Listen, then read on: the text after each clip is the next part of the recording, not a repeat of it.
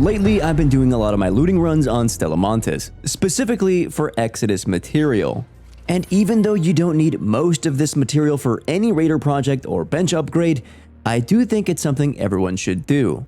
Today we'll be going over just one of the material you can find on Stella. Without further ado, here's our guide for why you should farm Rotary Encoders in Arc Raiders. First, Rotary Encoders are an Exodus material, which means primarily you're really only going to be finding this on Stellamontis. This is perfect because this is exactly where we want to be doing our loot run. So then, why farm material you don't need for any upgrades or for your raider project?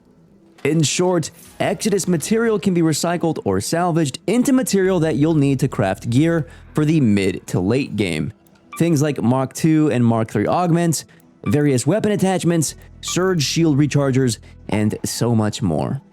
With the right RNG, you should be able to farm an extremely efficient loot run for Exodus material in just about 5 to 10 minutes, then simply rinse and repeat. The best place for an efficient loot run would be to search Assembly and Assembly Workshop. If you've seen our other guides for Exodus material, then you'll know the drill. Loot the yellow drawers and small blue cabinets in the assembly rooms, the white drawers that spawn in between the rooms, breach the server cabinets, and of course, the white cabinets and drawers found in the upstairs of Assembly Workshop. So, even if you don't make it out with Rotary Encoders specifically, you should still be able to find plenty of other Exodus material you can either salvage or recycle.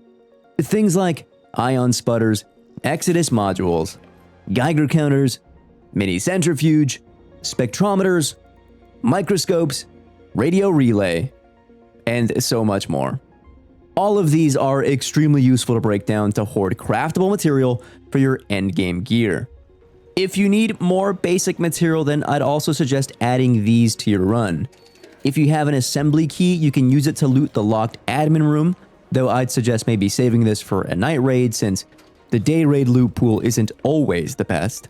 Or you can run to the loading bay and loot the green drawers for a ton of basic material that'll serve you to craft more mid-game gear.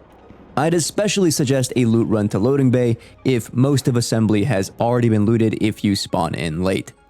Finally, let's talk your quickest extracts. The first I'd suggest is the raider hatch at the end of the assembly workshop. If you have a raider key, you can use it to get out and reset here immediately. If you've unlocked the skill in your raider tree, you can also craft one in raid fairly easily if you've looted enough sensors from the nearby server cabinets and found an advanced electrical component. If not, then the quickest extract, if still available in the raid, is down in the lobby metro station. From assembly, head east down the tunnel and then parkour up to the stairs that take you down to the lobby metro entrance. This can be a little tricky if you haven't had much practice here.